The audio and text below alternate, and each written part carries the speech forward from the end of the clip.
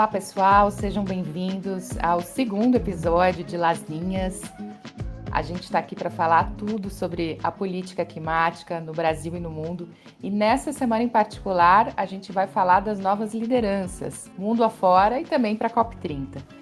Antes de começar, você já sabe, se inscreve no canal, curte o vídeo, ativa o sininho. E se estiver ouvindo no Spotify, Apple Podcasts ou Deezer, assina o feed também para você não perder nada. E compartilha com os amigos. Eles podem, enfim, querer apreciar a informação que a gente compartilha aqui também. E claro, eu não estou sozinha. Carol, tudo certo por aí? Tudo certo, Nathalie. E que semana, né? Já temos algumas novidades bem quentes aí pro pessoal. Muito. O fervo nos aguarda. E você está falando de onde, Carol? Estou vendo que seu cenário mudou. Pois é, eu estou no meu humilde cafofo em São Paulo. Eu resolvi mudar de lugar na casa para deixar um fundo um pouco mais alegre e bonito para o pessoal que nos assiste. E você tá em que lugar do mundo, Nath? Na semana passada você estava em Belém, na outra você estava no Laos, eu acho. E hoje, onde é que você tá? Hoje eu estou aqui na sua terra, estou aqui no Rio Grande do Sul. Oh, E, aliás, fiquei muito contente quando eu pousei no aeroporto Salgado Filho. Estava tudo bem, funcionando muito bem. Parecia o aeroporto que eu tinha conhecido tempos atrás. E, inclusive, me lembrou de uma foto que foi premiada essa semana, uma fotografia do Anselmo Cunha para a agência France Press, que ganhou o prêmio da World Press Photo, que é super importante. E talvez você vá lembrar, é daquele avião de carga, né, de frete sim, foi super impressionante. imerso praticamente, né? Então ganhou um prêmio e, enfim, fiquei feliz de chegar aqui quase um ano depois, em novas circunstâncias e ver o estado se recuperando. Mas vamos para o nosso primeiro bloco, mapa de calor, e eu passo para Boa. você.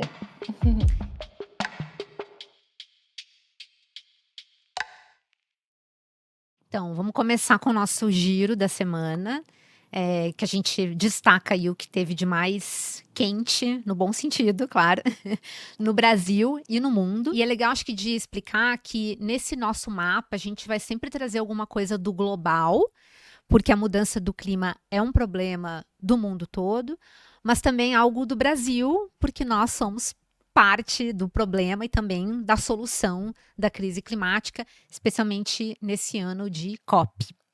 Vou passar para você aí, conta pra gente o que dá para destacar do mundo essa semana, Nath. Eu acho que tem três bons destaques. O primeiro é ele, você já sabe de quem eu vou falar, do Trump. Enfim, está aprontando todas, mas eu acho que a novidade é que sim, ele acredita em mudança do clima e a gente vai te explicar por que o interesse dos Estados Unidos na Groenlândia, no Canadá, tem tudo a ver com o aquecimento global. Uma segunda coisa que eu gostaria de destacar é que tem reação, né? E a reação está vindo aí de dois importantes atores, a China e a França assinaram uma carta conjunta específica sobre mudança do clima e que contém aí umas indiretas para os Estados Unidos. E o terceiro ponto é um novo relatório da Agência Internacional de Energia, que avaliou o que a gente emitiu, o que a gente consumiu de energia no último ano e que não menciona adaptação climática nem resiliência. Bom, então, do Brasil para o mundo, o que eu destacaria aí? Notícia super fresca, o presidente da República anunciou que o Dan Iosp, é um empresário brasileiro e um dos vice-presidentes da Fiesp, vai ser o campeão climático de alto nível da COP30.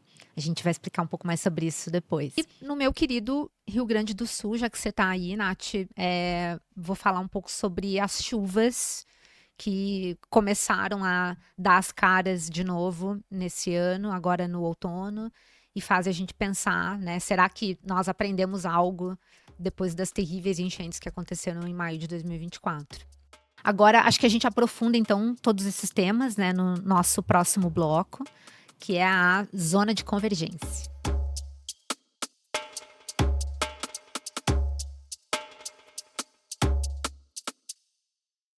Eu acho, Carol, que a notícia mais aguardada e, enfim, realmente preciosa dessa semana foi o anúncio do Climate Champions, você concorda?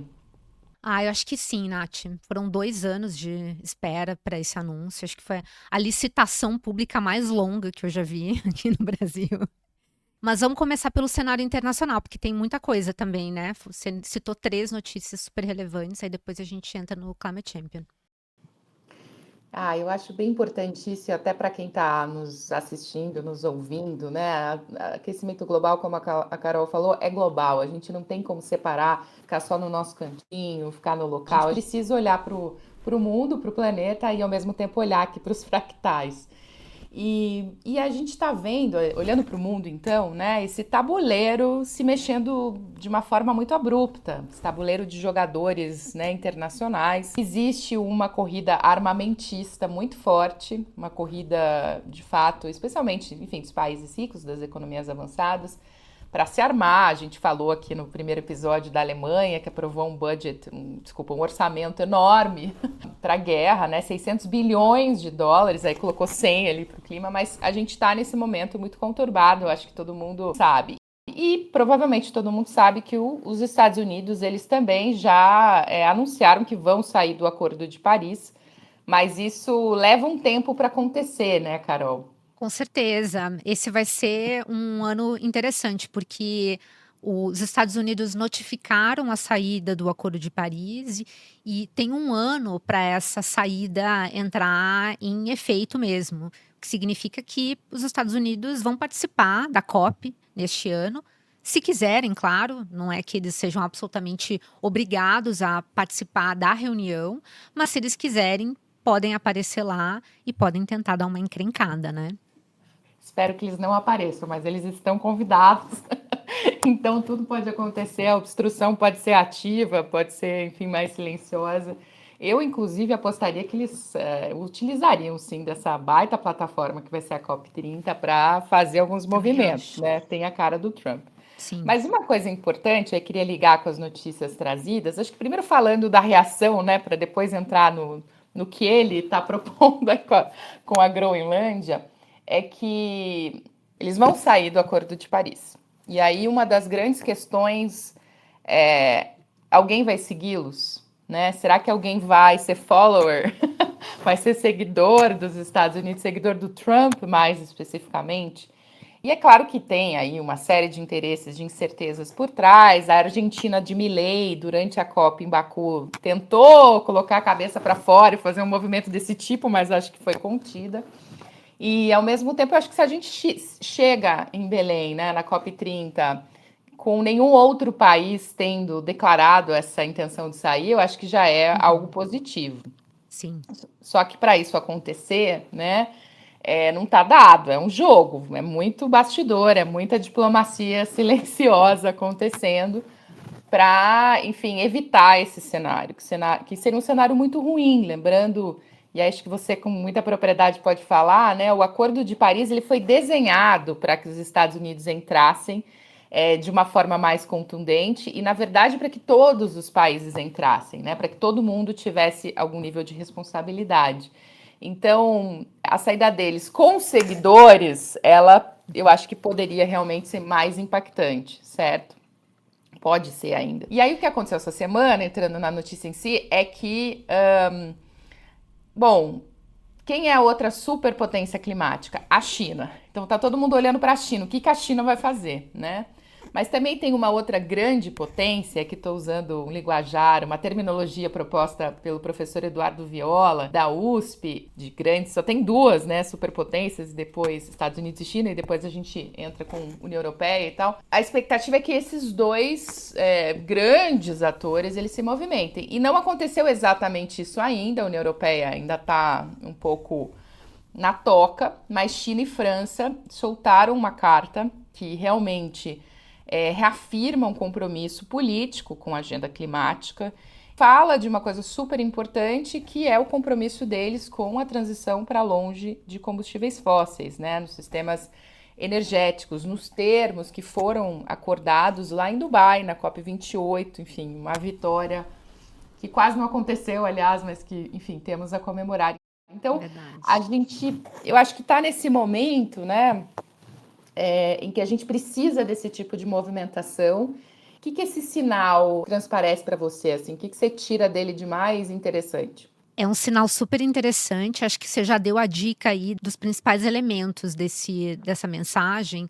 E aí eu vou retomar um pouquinho, né, o que isso significa no contexto do Acordo de Paris. Como a Nath mencionou, na COP28, em 2023, os países membros do Acordo de Paris, eles fizeram uma espécie de balanço geral do Acordo de Paris, para ver, né, onde a gente está em realmente implementar, alcançar os objetivos do Acordo de Paris. E foi nesse processo que se percebeu que realmente era necessário ajustar o curso na forma como os países estavam adotando as suas metas e as suas políticas de clima individuais, que são as famosas NDCs, né, as contribuições nacionalmente determinadas.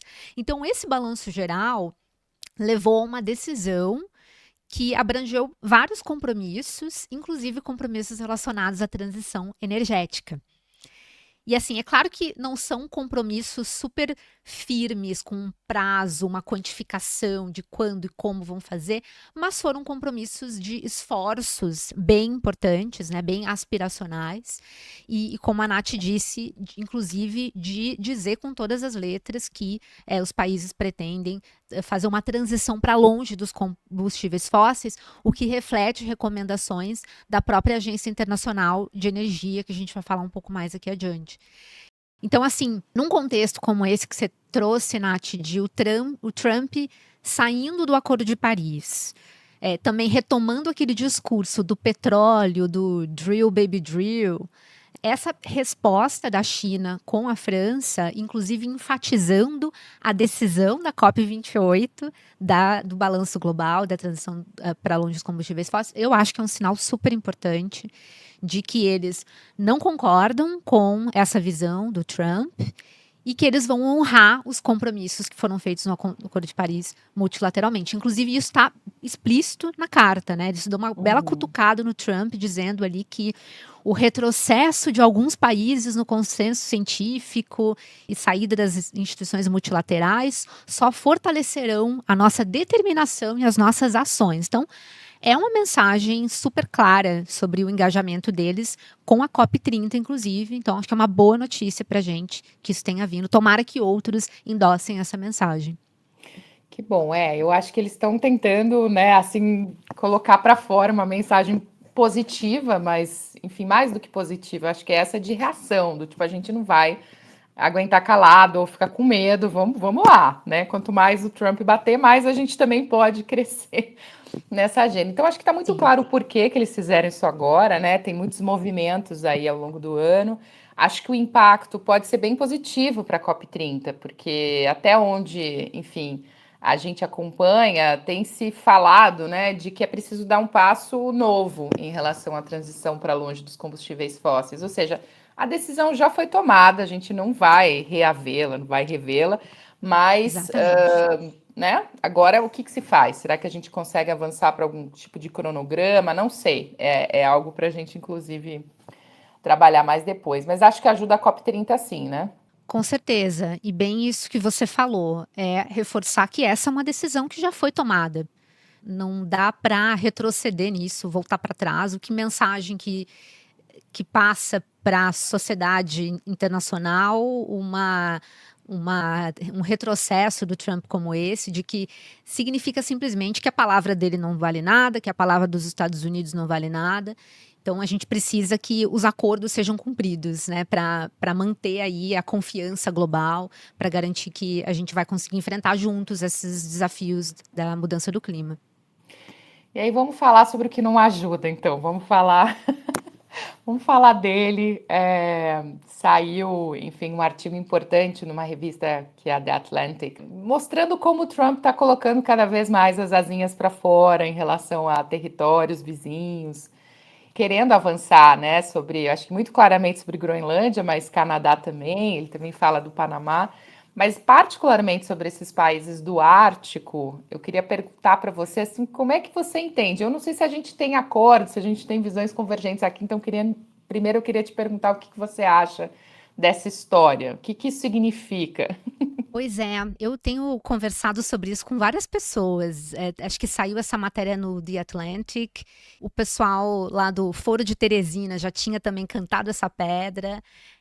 Meus colegas de trabalho, a gente todos os dias faz a nossa própria terapia aí sobre o que está acontecendo no mundo do clima. E a gente já ficou assuntando aí o que que o Trump quer, afinal, com a Groenlândia. E essa matéria do The Atlantic está sendo super esclarecedora em ajudar a enxergar um pouco disso, né? Que é o fato de que o derretimento das geleiras do Ártico, de fato, está abrindo caminhos de navegação marítima que não existiam antes e que, na visão dos Estados Unidos, e essa é uma visão que já existia antes no próprio governo do Biden, é um risco de segurança que não estava contabilizado, que realmente precisa ser administrado. Além do que traz aí oportunidades de exploração de recursos minerais, enfim, óleo e gás e toda a sorte aí de explorações que aquela região ali pode trazer. E o Trump, muito oportunamente, óbvio, está enxergando isso como uma oportunidade de ganhar dinheiro. Então, acho que fica muito claro, pelo menos uma coisa, que o Trump acredita em aquecimento global. Essa é a primeira constatação. Mas acho que tem uma reflexão interessante que eu também queria trazer aqui, que é bem triste, na verdade, e eu queria também te ouvir até sobre isso, é que isso também pode refletir uma visão um pouco derrotista do Trump sobre o clima. Né? Parece que ele aceita que o clima vai mudar, ele reconhece, ele sabe que isso vai acontecer, que está derretendo o gelo no Ártico, e ele já está pensando como nós vamos lucrar com isso. De certa forma, não deixa de ser uma visão de adaptação, de resiliência à mudança do clima, que é válida, é importante. Obviamente, a gente sabe que o clima está mudando e tem uma parte dessa mudança do clima que a gente não consegue evitar e, portanto, temos que adaptar nossas cidades, nossa infraestrutura para isso. Mas se adaptar à mudança do clima não significa deixar de tomar medidas para evitar o pior dessa mudança do clima, para evitar que se agrave ainda mais esse aquecimento global, que a gente chegue num nível de aumento de temperatura perigoso e no tal do tipping point, né, do ponto de não retorno, em que as consequências podem ser muito mais graves. Então, assim, mitigação e adaptação são coisas que têm que andar juntas na política pública, isso é muito claro. Mas esse esforço do Trump de anexar a Groenlândia, para mim, mostra que ele está sim preocupado em se adaptar à mudança do clima, só que o que ele não está disposto a fazer é os esforços para evitar a mudança do clima, e o que é pior, ele está tentando retroceder as medidas do Biden para descarbonizar a economia americana. Então, assim, no fim das contas, para mim parece que ele tem uma visão derrotista e meio curto-prazista de querer surfar a onda do petróleo a todo vapor, e o resto do mundo que se dane, né? Ele está acima da crise climática. Quando ela vier, ele compra uma saída, ele compra a Groenlândia, ele constrói bunkers e está tudo bem. E aí ele sai por aí mandando tirar a referência a climate change de todos os sites da administração pública, porque ele, de certa forma, está apostando na crise climática e não quer ninguém enchendo o saco dele para fazer algo para evitá-la. Então, enfim, sei que é um pensamento meio doido, mas pelo visto a realidade também tem sido meio doida. Então eu me permito dar uma viajada assim também.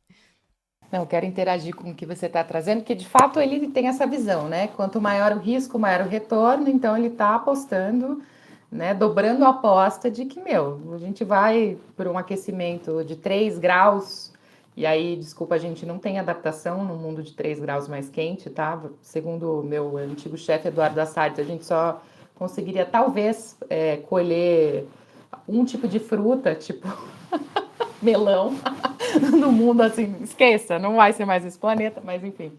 Eles acreditam que isso é inevitável e, de fato, jogar na toalha, como boa parte, né, da indústria que hoje lucra com a causa, né, do aquecimento global. Mas tem duas coisas que eu queria comentar, que eu acho que uma é essa... Eu, inicialmente, assim, duvidei dessa tese de que esse interesse na Groenlândia, esse afã dele, né, de conquistador, né, o conquistador, fosse relativo ao óleo e gás. Pensei, é muito fácil. Se for isso, está tão na cara. Até tive algumas conversas com algumas pessoas e falei, olha, eu acho que ele não precisa disso, porque para óleo e gás, eles já são o maior produtor do mundo. E eles já têm várias outras reservas possíveis, né? Assim, tudo bem, já estavam olhando no Alasca, já tinha uma exploração ártica, mas assim, não precisaria exatamente nessa rota. Agora, o que me chamou muito a atenção foi até um artigo do Cláudio Ângelo, que ele fala que onde a gente enxerga gelo, na Groenlândia, o Trump enxerga minério. E aí eu acho que isso faz bastante sentido, porque mais do que mercado para óleo e gás, que talvez eles já vejam aí o declínio que está tão na nossa cara, tem a questão dos minérios para transição. Então talvez ele esteja aí comprando a sua tese, dando um passo maluco adiante.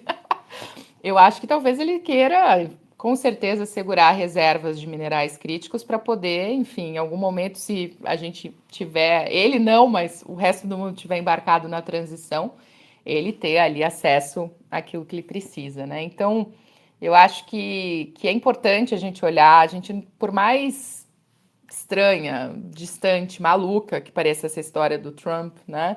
Eu acho que tem que ser levado a sério, não pode ser menosprezado. E aí, queria só pegar esse teu pontinho da adaptação. Não é adaptação, não tem a ver com adaptação, mas existe uma tese dentre os republicanos nos Estados Unidos, né? Por exemplo, você tem prefeitos do Partido Republicano na Flórida, que há muito tempo eles apostam na chamada resiliência, mas é uma resiliência negacionista, que é exatamente o que você descreveu. É quando você vai reconhecer que o problema da mudança do clima existe, que existem riscos físicos, e você vai trabalhar para se adaptar a eles, de certa forma, mas negando que você tenha que, na verdade, conter a causa do problema. Então você só fica ali enxugando o gelo. Eu chamo isso de resiliência negacionista, porque eu acho que é de fato o que ela representa, né? É tentar, enfim, consertar uma grande doença com band-aid, assim, não são remédios compatíveis, né? Mas enfim, acho que essa história do Trump, ela vai dar ainda muito mais pano para manga. E eu não sei o que você acha, mas tem alguém que possa fazer algo a respeito? Uau, pois é. Acho que tem uma reação aí que precisa ser articulada, né? Eu acho que esses sinais aí que a gente está vendo associados à COP30 ajudam, mas acho que também vai ter reações no contexto da guerra tarifária, né? Então acho que o Trump não está buscando muitos aliados mesmo nesse momento, né? Está meio que fomentando esse ódio, essa polarização, até quase que uma formação de uma coalizão do outro lado. E eu não consigo, assim, deixar de pensar que a COP30 poderia ser um espaço para isso, né? Ou uma ocasião que convoca essas conversas, né? Um ambiente em que todos esses países se encontram para, de alguma forma, se articular. Os Estados Unidos fora do Acordo de Paris, o resto do mundo está ali dentro. Então, fico pensando que papel que a COP30 tem, e o Brasil, como articulador dessa conferência, tem nesse movimento de reação, né? Enquanto esses jogos vão rolando, né, Carol, a mudança do clima ela não vai parar. Infelizmente, não tem botão para pausa, nem para nem para reversão. E a gente teve, todo mundo sabe, a essa altura, que 2024 foi o ano mais quente já registrado na história. E tem uma questão aí importante, eu citei o relatório da Agência Internacional de Energia, queria fechar a parte internacional com ele. Porque esse calor que a gente sentiu no ano passado, ele não foi só o desconforto térmico, ele não foi só a gente reclamar, né, ou a gente ter que se adaptar nas nossas rotinas. Ele teve aí um impacto importante nas emissões também. E parece meio óbvio, mas finalmente está retratado nesse relatório que em inglês chama Global Energy Review 2025, ou seja, é um balanço de energia global para o ano passado. Eles mostram uma coisa muito interessante. Eles mostram que no ano passado a gente continuou aumentando as emissões relacionadas à energia, mas metade desse aumento ele foi ocasionado porque as pessoas tiveram que usar mais meios de resfriamento. Então, mais ar-condicionado, Mas, enfim, vários tipos, né? Várias técnicas e tecnologias aí para poder lidar com esse calor extremo. Isso exigiu mais dos sistemas de energia. E, na verdade, pelo que eles mostram nesse relatório, os sistemas energéticos, eles até responderam bem, eles aumentaram as emissões muito menos do que se imaginaria. E no passado, quando a economia global crescia, e no ano passado ela cresceu 3,2%, as emissões de energia cresciam junto, mais ou menos, né, na mesma intensidade. E o ano passado cresceram a 0,8% as emissões de energia. Então tá desacoplando. Quer dizer assim, a transição está acontecendo, a gente está vendo a descarbonização acontecer, mas ela já não está dando conta da nossa nova realidade. A adaptação está faltando, né? E aí eu fiz enfim, dissequei esse relatório e não tem uma citação à adaptação, não tem uma citação à resiliência. Então, quer dizer, o diagnóstico está dado, mas a gente ainda não faz essa conexão. E eu acho isso tão assim, eu fico um pouco revoltada até, como as pessoas não estão querendo ligar, a gente ainda fica nessa coisa binária, adaptação e mitigação não importa, né? É um contínuo. Se a gente não mitiga, tem que adaptar, se não adapta, vai ter perdas e danos, e na verdade, uma coisa depende da outra, né? Não, isso é super preocupante e é um pouco enfim, da minha fala antes sobre a importância de a gente não dissociar as duas coisas. Não é porque a gente tem um cenário catastrófico de aquecimento global, de previsão de aquecimento global, que a gente precisa reduzir as emissões globais para evitar o aumento de temperatura perigoso de 1,5 graus Celsius acima dos níveis pré-industriais, que a gente não tem já a mudança do clima acontecendo e a necessidade de se adaptar a ela, inclusive de chamar de mudança do clima, né, cunhar esse termo aí para a gente tomar as medidas certas de prevenção. Então, é muito ruim a gente não usar esse nome, né? A gente não se apropriar dessa nomenclatura, adaptação climática, porque ela nos direcionaria para o lugar certo. E para mim, assim, essa questão da infraestrutura dos sistemas de energia, da necessidade de adaptação dos sistemas de energia, acho que é tão séria e não é só claro, o relatório é só o corolário ali de uma realidade em que a gente não fala sobre isso, né? E agora trazendo até isso para o local do Brasil, né? Olha quantas ondas de calor a gente teve no Brasil em 2024, quantas a gente já teve só nesses 3 primeiros meses de 2025. E os sistemas não estão dando conta disso, as linhas de distribuição de energia não estão dando conta. Estou falando de São Paulo, enfim, capital, uma das Cidade mais rica, né, do país. cidades mais ricas do país, uma das cidades da América Latina. Moro num bairro super bem servido de infraestrutura de serviços públicos e esses tempos teve um poste de energia que pegou fogo. Parece que Uau, os que fios medo. derreteram por causa do calor. É surreal. Caramba. E sem falar das chuvas, né? No ano passado, principalmente, acho que no final do ano, em outubro, teve muitas chuvas, tem acontecido com mais frequência, mas ano passado a gente viu um episódio em que milhões de pessoas ficaram sem energia por dias em São Paulo. E até o prefeito, o Ricardo Nunes, chegou a dizer que ia pedir o cancelamento do contrato da Enel, que é a concessionária de energia elétrica de São Paulo. E a gente começa já a ver, aqui falando um pouco da perspectiva do direito, né, nos tribunais de justiça aqui, a gente já começa a ver um reconhecimento de que essas chuvas torrenciais em São Paulo durante o verão, elas já não podem mais ser consideradas força maior, sabe? Nas ações de Sim. indenização que as pessoas ajuizam contra as concessionárias de energia elétrica, porque elas já são tão recorrentes que é uma situação previsível, que a concessionária tem que considerar, tem que ter infraestrutura preparada para isso. Então, assim, eu acho que realmente a gente tem que dar nome para essas coisas. Não é evento natural, não é chuva de verão, nem onda de calor. Acho que é mudança do clima, é alterações climáticas. As empresas, o poder público, as concessionárias de energia elétrica que são envolvidas nessa prestação desse serviço público essencial, elas têm que se adaptar, tem que ter infraestrutura adaptada para a mudança do clima.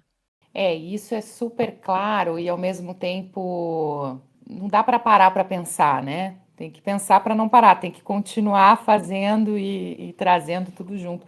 Vamos falar um pouquinho do Rio Grande do Sul? o que está acontecendo aqui essa semana, né? A gente está com muita chuva, como a Carol já falou, e dramas bem locais, né, Carol? Pois é.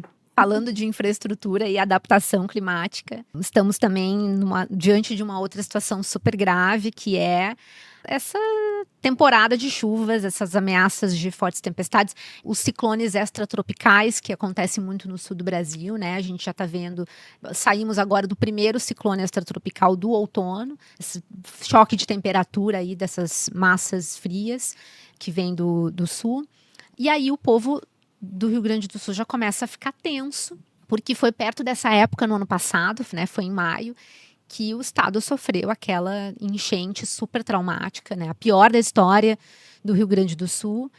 E nessa semana teve uma tempestade muito forte em Porto Alegre, não só no Rio Grande do Sul, mas acho que vou só ilustrar o caso do Rio Grande do Sul, porque teve rajadas de vento tão fortes, acho que foram mais de 110 quilômetros por hora de velocidade do vento, que literalmente derrubaram um caminhão. Essa imagem, inclusive, está rodando na internet. Mostra o momento que o caminhão de carga ele tomba para o lado com a força do vento. E isso tudo registrado pelo motorista do carro atrás, Nossa, que estava com o celular ali filmando. E eu conversei com conterrâneos meus de Porto Alegre que disseram que foi tudo muito assustador, porque foi uma única chuva, foi uma chuva média, assim, não foi uma... Enfim, foi em poucas horas, causou muito transtorno, mas obviamente nada comparável com o que já se viu e se viu no ano passado. Para mim, o maior motivo de eu ter trazido até essa pauta foi um artigo da Rosane de Oliveira, que é uma jornalista super experiente, uma comentarista de política do jornal Zero Hora de Porto Alegre, que escreveu na coluna um artigo com o título "Não estamos preparados para eventos climáticos médios nem graves". E foi tão interessante ver ela verbalizar, assim, sem nenhum constrangimento enfim, de trazer a realidade preocupante que está acontecendo lá, que 10 meses depois daquela grande enchente, ela diz, quase nada mudou no Rio Grande do Sul. O que a gente teve foi uma bomba d'água que, em minutos, alagou a cidade, já fez transbordar as bocas de lobo, que entupidas muitas vezes de lixo, não davam conta da água, né? E os bueiros, enfim, vertendo água. E isso não é assim o Rio Guaíba que transbordou porque choveu sem parar por 3 semanas. Foi horas, né, de uma chuva. Então, assim, é muito preocupante essa situação de falta de preparo das cidades brasileiras. Eu acho que, com certeza, isso é uma realidade de muitas, se não a maioria das cidades brasileiras, de infraestrutura, de drenagem urbana, de esgoto sanitário, de ter um planejamento urbanístico, de ter cobertura vegetal para permeabilizar essa chuva, para essas chuvas torrenciais que vão acontecer cada vez mais, cada vez fica mais quente e cada vez chove mais e as chuvas são mais fortes em resposta a esse aquecimento do sistema. Eu espero que os gaúchos estejam indignados, porque é muito preocupante que essa lição não tenha sido aprendida por Porto Alegre, em particular, que viveu na pele esse efeito. Teve aquele protesto, né, recentemente, de moradores de um bairro, a gente chegou a falar em algum momento sobre isso. Eu acho que realmente toca a fundo nas pessoas, é a realidade. O que me chama a atenção disso que você traz é justamente que tem gente que percebeu que não é mais esperar algo, por enquanto, extraordinário, que foi o que aconteceu no ano passado no Rio Grande do Sul. Não é só aquilo que a gente tem que temer, a gente tem que cobrar e, de fato, de novo, não dá para parar para pensar, tem que pensar para não parar, enfim, fazer essa adaptação para esses eventos cada vez mais corriqueiros. 60 milímetros de chuva é muita chuva, né? Mas vai acontecer com muito mais frequência e de fato parece que essa conversa ela não engrena, né? Apesar de que teve aí Exatamente. alguma movimentação, a gente pode voltar a falar disso depois, num outro episódio. Eu acho que tem algumas coisas acontecendo aí com relação a políticas públicas, mas, de novo, a velocidade com que a gente está se adaptando ela é muito baixa. E é por isso que o problema está aí, né? Por isso que o problema da mudança do clima existe. Porque se a gente conseguisse se adaptar instantaneamente, a gente não precisava se preocupar. Era tipo o Trump, deixa rolar. Mas vamos lá. o seu outro tópico que a gente ainda não falou, eu tenho certeza que tem muita gente escutando e querendo, enfim, o tema mais quente da semana.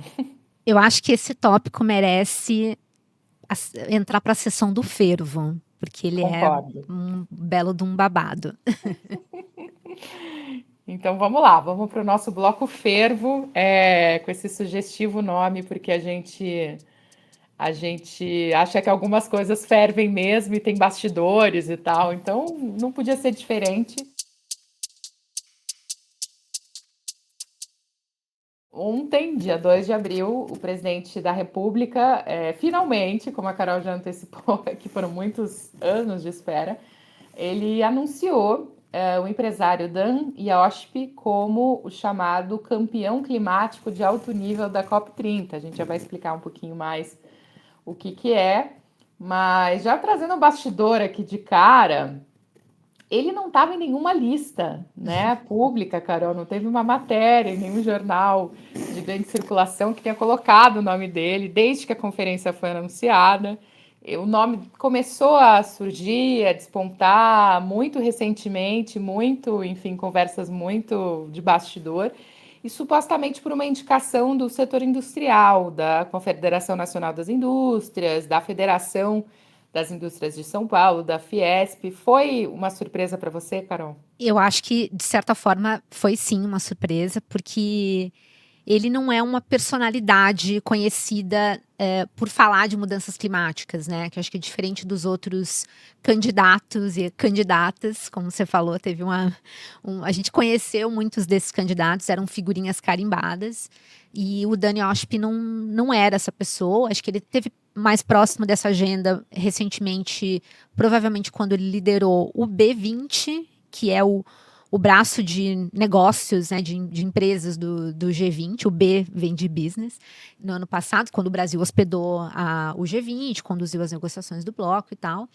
Então, assim, ele provavelmente teve aí um retrospecto positivo dessa posição dele no B20, mas a figura do Climate Champion, ela meio que representa todo o universo de atores não estatais, né, que se diz, os atores que não são do governo e que se engajam com a COP, empresas, sociedade civil, academia, ciência, todo mundo que não é governo, basicamente, que se engaja com a COP. E esse Climate Champion, ele dialoga com todos esses atores, então, assim, espanta um pouco que essa representatividade não seja exatamente exercida por alguém que é representativo dessas discussões no Brasil. Mas eu não acho que isso seja exatamente um problema, né? Acho que, inclusive, eu não sei se você sabe, Nath, de outras COPs anteriores, mas me parece que também teve champions das COPs anteriores que não tinham uma grande proeminência no assunto, né? Acho que tem outras qualidades aí que são importantes nessa posição e que talvez ele tenha, né? Capacidade de se articular, de dialogar, de executar, né? As coisas, porque tem muito trabalho pela frente, né? Num país gigante como o Brasil, com tantos stakeholders interessados em participar da COP, ele vai ter que falar com muita gente. E não só também, acho que o público de stakeholders brasileiro, mas do mundo todo, né? Essa é uma figura que não é só representativa do território aqui, mas de todos os países aí, membros do Acordo de Paris. Então, o trabalho é enorme e, enfim, precisa de alguém que coloque a mão na massa, né? Essa figura, e o nome é meio engraçado em português, né? Campeão climático, não faz muito sentido, mas vamos traduzir assim: é uma liderança do campo que de fato tem que liderar, tem que arregimentar aí seguidores, quem tem que trazer todo mundo junto. E ela foi criada para ter um mandato de 2 anos e ser uma espécie de braço auxiliar mesmo da presidência de uma COP. Então, a gente já teve vários tipos de líderes climáticos. A gente já teve, por exemplo, uma figura muito próxima que se chama Gonzalo Munhoz, do Chile, né? Ele é um empresário do chamado Sistema B. Ele é uma figura que ajudou muito na COP a trazer esses novos modelos de negócio, novas mentalidades. Depois a gente teve, no caso do Reino Unido, o Nigel Topping, que também era uma figura já associada, né, a movimentos, e eles foram muito importantes porque nos 2 anos que eles tiveram ali nesse papel, e outros que vieram depois também, eles ajudaram a criar movimento na economia real para ajudar as negociações a fluírem e a ouvirem, né, o que acontece de fato na economia. Então, algo muito importante que deu muito certo é a chamada campanha Race to Zero. A gente tem que ficar falando nomes em inglês aqui porque as traduções são meio estranhas, né? Mas é a corrida para zero emissões, que foi importantíssima. Eu acho que foi um dos movimentos mais bem-sucedidos que a gente já teve na Verdade. história, assim, né? Eles conseguiram normalizar, claro, eles com todo mundo, todos nós, né? Foi realmente um movimento global, normalizar a ideia de que os negócios e os governos, enfim, precisam caminhar para zero emissões até a metade do século. Isso foi muito rápido. Vamos pensar em 2015. Eu e você, a gente ia em alguma negociação, 2014, se falasse para você 90% do planeta, da economia global, vai ter meta de zerar emissões até metade do século em 2025, a gente ia falar, não, imagina, essa pessoa está delirando. Verdade, foi Né? muito rápido isso. Foi muito importante. Então, essas figuras elas têm que movimentar realmente. Não só movimentar, acho que tem que pegar na mão mesmo, né? E avançar com visões bastante progressistas. Queria também destacar aqui as duas mulheres que foram as últimas duas Climate Champions. A Nigar, do Azerbaijão, que vem da política também, enfim, não teve uma aceitação ou não teve tanto, mas a anterior, que foi a Climate Champion da COP de Dubai, e eu acabo de me dar um branco, não consigo falar o nome dela, mas ela está aqui. Você lembra o nome dela? Ela está aqui com a cara na minha memória. Razan, meu Deus, Razan. Ela é maravilhosa, uma mulher que presidia a União Internacional de Conservação e Super importante. delicadíssima, maravilhosa, e fez um trabalho lindo, lindo, assim, de inclusive trabalhar, olha, ela veio da conservação e ela puxou muito uma pauta, por exemplo, de assentamentos informais, ou seja, favelas, periferias, e outros, né? Muito legal. Então, assim, essa posição não é enfim, ela não pode ser, a gente espera que, enfim, Dan Yashp não, com certeza, não a trate como um cargo decorativo. Ela tem poder, né? Um poder de mobilizar muita gente. Agora, o que você acha que ele vai eventualmente priorizar, assim? Qual você acha que podem ser as pautas principais?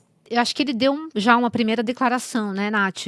Talvez você tenha acompanhado mais, porque vi que repercutiu aí no Talanoa, de ele ter uma preocupação aí com a transição energética, como sendo um tema importante. Acho que da origem dele também, como empresário da indústria, né? Ele certamente tem uma preocupação com isso. Acho que está bastante associado aí ao tipo de risco financeiro que ele enxerga nos negócios dele. Então, acho que é um tema super relevante. Mas acho que assim, a gente tem diversas agendas, enfim, diversos setores emissores de gases de efeito estufa que poderiam entrar numa pauta.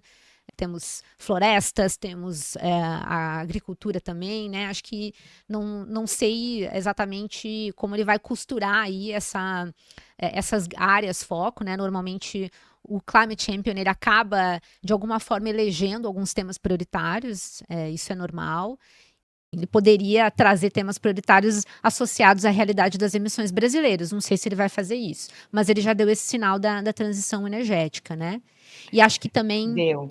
Pois é. Você quer falar disso? Eu acho que eu posso assunto. pincelar. Eu gostei muito do que você falou. Quer dizer, está em aberto. Como você disse, está em aberto. Ele acabou de assumir, aliás. Mas duas coisas que eu notei. Uma é que as empresas que ele hoje tem uma ligação de 4, né, que são publicamente conhecidas, 3 têm metas de neutralidade climática ou de redução de emissões a zero na metade do século ou antes.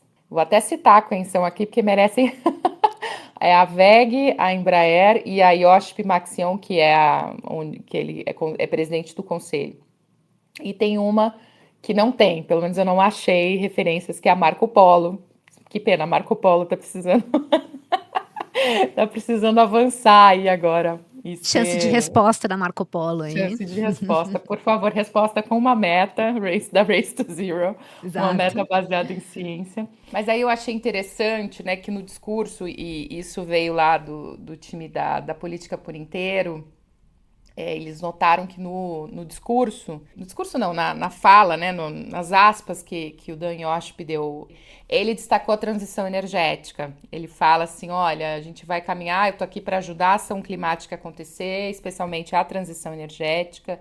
Então é um sinal bem legal, um sinal de que talvez isso seja um grande tema nessa chamada agenda de ação, já que não tem uma casa, né, para falar exatamente disso na negociação. Eu acho que o próximo passo é ele dizer que ele vai trabalhar pela transição para longe dos combustíveis fósseis. Então a gente volta lá no início da nossa conversa e também do que a gente estava falando agora, se os outros campeões climáticos eles foram essenciais para ajudar a normalizar as metas de zero emissões, eu acho que o Dan Yoshp tem que fazer um trabalho aí, fica a minha sugestão, para normalizar que todo mundo de fato saia o quanto antes, né? Faça essa saída aí dos combustíveis fósseis. Não sei se você concorda. Super concordo. Acho que seria maravilhoso, assim, ter isso vindo de um empresário, né? Acho que é uma mensagem que ecoa ainda mais com alguém na posição dele, trazer essa realidade. É um tema super difícil no Brasil, né? A gente, semana passada, falou sobre toda a questão da exploração de petróleo na Foz do Amazonas, dos conflitos políticos aqui no governo brasileiro.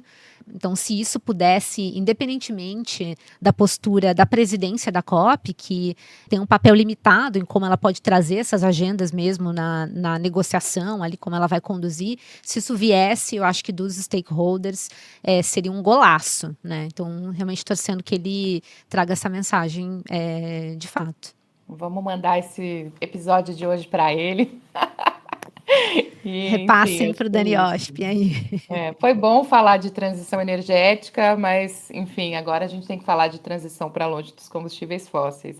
Enfim, é um passo que já foi dado. Agora é a hora da gente dar concretude aqui, trazer elementos mais específicos. E, bom, tem uma questão aí que eu não sei o que você acha, mas eu acho que é importante também a gente abordar aqui. Por que será que o Lula escolheu o Dan Yoshp, dentre outras boas opções? Assim, eu não vou declarar aqui a minha torcida, mas eu fiz torcida. Não, vou declarar sim. Eu torcia muito para a Declara! Elbia. Torcia muito para a Elbia Ganum, que lidera a Associação Brasileira das Empresas do Setor de Energia Eólica, que é uma mulher brilhante, maravilhosa. Então, por um lado, fiquei um pouco triste que não foi ela, mas por outro lado, eu acho que a gente vai trabalhar com quem vier, né? Com quem veio e tá tudo bem. Não sei se você tinha uma torcida, Carol. Eu tava, confesso assim, eu gosto muito das mulheres que estavam aí, adoraria que fosse uma mulher, mas também gostava muito da indicação do Marcelo Bear como também aí vindo do setor privado, do tempo dele de Natura, de ter aí uma proximidade muito grande com a agenda e com colocar a mão na massa do lado do setor privado. Acho que ele ia agregar bastante. Legal. Tinham ótimos nomes. Acho que a gente. Enfim, é bom estar num país que tem tanta gente boa, fina, elegante, sincera. Agora, eu acho que o cálculo que o Lula fez está muito ligado à eleição do ano que vem. Eu realmente acredito que ele quis se aproximar mais de segmentos do empresariado que talvez hoje não sejam tão, enfim, simpáticos ou entusiasmados com o seu governo. O IOSP, acho que a gente falou, ele tem uma boa ligação, né? Ele foi supostamente indicado pela CNI e ele é um dos vice-presidentes da Fiesp. Então, eu acredito que o cálculo político foi esse. Faz sentido para mim. Talvez também o fato de ter sido um nome. Não foi um nome tão escrutinizado, né? Acho que os outros nomes circularam aí muito na imprensa, a gente ficou sabendo desses nomes, acho que tinha muita gente dando pitaco, talvez nos ouvidos Verdade. do Lula sobre um ou outro nome, de repente aparece um nome completamente alheio aí que parece ser mais neutro, talvez também tenha sido um caminho aí. Sim, bom, vamos desejar boa sorte para ele, ao mesmo tempo Eu acho que vai ser uma posição muito importante, porque não é só para falar com brasileiros, é para Super. falar com todo mundo, né? Vai ser muito legal. E vamos fechar com os bastidores aqui antes da gente ir para o refresco? Vamos. Ai, gente, é Bastidores engraçado esse. engraçados, vamos lá. Tem alguns aqui essa semana, meu Deus. Eu posso falar um. Muito Vai lá. engraçado. Quer dizer, eu não sei se é engraçado, trágico ou cômico. Mas eu li na newsletter, né, no boletim do Ed King, que aliás, eu não sei se você segue, Carol, mas é um jornalista britânico incrível, ele é muito Ele é. engraçado. Ele faz uma newsletter legal também. E ele colocou na newsletter que um jornal britânico, The Independent, ele deu uma notícia de que, dada essa questão da acomodação bastante disputada lá em Belém para a COP, né, mesmo tantos meses antes, que os donos dos motéis já estão se preparando para receber delegados da conferência. Não seria um problema, ou quem sabe, mas eu achei muito engraçado porque ele deu umas aspas e falou o seguinte: eu posso amenizar o clima mais sensual, removendo as cadeiras eróticas. Mas os mastros de pole dance eu não posso tirar, nem os espelhos no teto. Que tal?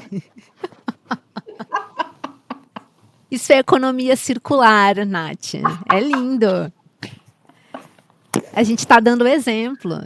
Muito bom.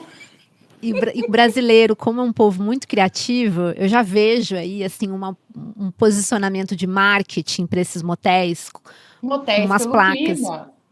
Motéis pelo clima, mais amor, menos CO2, copy love. Ai, eu No adorei. Brasil, a gente tem tudo para fazer um sucesso aí dessa experiência. Ah, eu acho sensacional. Muito bom. Que mais? Me fala aí alguma outra polêmica ou questão que você achou boa, engraçada, tragicômica. Então, a gente tem as ecoárvores. Deu São bafafá isso, hein? um belo de um bafafá, porque é a solução encontrada pelo governo do estado do Pará para fazer a infraestrutura ali de acomodações da COP. Obviamente, numa cidade muito quente, no pleno verão, né? E diante da impossibilidade de se ter árvores naturais ou outra cobertura natural, e a gente pausa para agradecer as sombras que as nossas queridas árvores propiciam para a gente absolutamente gratuitamente.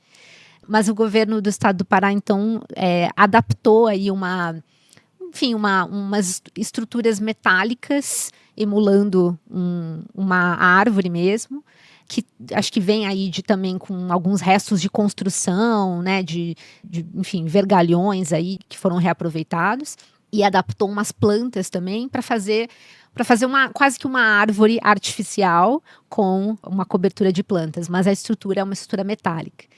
Então tá, enfim, rolando uma discussão, né, sobre o impacto dessas estruturas, o que isso significa, mas o governo diz que são elementos sustentáveis, que tem um apelo sustentável aí, né, no fato de elas serem eco-árvores. E aí isso me lembra aquela música do Radiohead, Fake Plastic Trees. Acho que a gente está materializando aí a música na COP30 no Brasil. Já podia ser a trilha sonora da COP.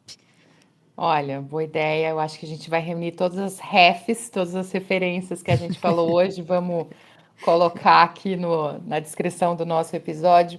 E, bom, eu achei o nome estranhíssimo, eco-árvore. Uma árvore não precisa, né? Enfim, eles disseram que estão inspirados em Singapura, que tem lá o Jardim Botânico, que aliás é maravilhoso, mas eles colocaram algumas árvores para iluminação, né? Usam uma iluminação em formato de árvore. Então, a intenção não foi ruim, mas eu acho que, enfim, não estou muito convencida aí do papel ecológico desse segmento.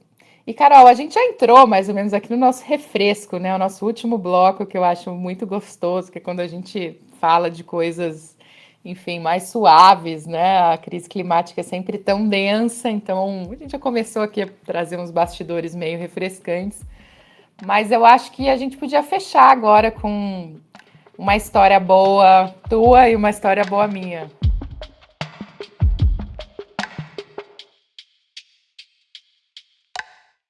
O que você me conta?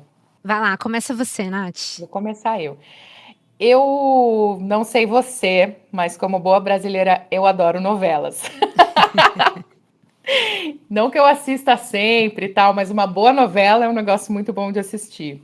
Inclusive, eu não sei se eu podia contar, mas o André Corrêa do Lago, embaixador, presidente da COP, também gosta de novelas. Mas indo para minha história, Olha só, que babado, pois é, noveleira. babado. Estreou o remake de Vale Tudo, que é um novelão, né? Inesquecível, Odete Roitman, enfim, a música de abertura, que é uma coisa fantástica. E essa versão agora, esse remake, ele está sendo feito pela Manuela Dias, que é uma querida, maravilhosa. E a Manuela disse que para esse remake, uma das coisas que mudou é que a novela se passa num colapso climático, ela se passa nesse mundo que a gente já está vivendo, né? Então, ela vai trazer elementos em Vale Tudo, inclusive de ativismo, inclusive, enfim, de governança ambiental, de governança climática. Então, eu estou super feliz, porque, enfim, a novela estreou segunda-feira e eu tô louca para ver assim como é que, quando é que e como é que esses elementos eles vão vir à baila. E você? Nossa, fantástico, eu não sabia de nada disso. Já vou querer assistir. Eu sou do tempo do Vale Tudo, então já denunciando a idade aqui. Somos. E o meu refresco também, ele traz um pouco de nostalgia. A gente não combinou aqui, mas é nostálgico também. E assim, uma coisa boba, mas que fez a minha alegria essa semana. Aproveito para agradecer o Rodrigo Sluminski, que foi ele que me proporcionou isso num vídeo que ele postou no Instagram. Foi ver a Alanis Morissette, que entoou as músicas da minha adolescência. E ela tocou no Lollapalooza aqui em São Paulo. E foi assim, a cena dela literalmente rodopiando por 1 minuto, girando com aquele cabelão comprido. Não sei se você se lembra. Uma marca registrada dela, né? Desde que ela começou a carreira lá nos 20 anos de idade. Hoje ela tem 50. Então foi assim, uma coisa tão catártica, né? Uma catarse, assim, né? Catártica. De ver, assim, tão intenso. E eu vi um comentário nas redes sociais de que esse giro dela é meio que uma metáfora perfeita para a vida, porque ele é confuso, dá vertigem, mas é estranhamente terapêutico. Eu fiquei pensando que talvez a gente precise de momentos de catarse como esse, de ligar o som, escutar Ironic e rodopiar como a Alanis num ambiente controlado, claro, mas para também lidar com o nosso estresse climático. Muito bom, muito bom. Bom, infelizmente a gente vai ter que terminar. Eu queria ficar mais tempo aqui com você, claro, mas foi muito bom e eu quero agradecer a todo mundo que está escutando a gente.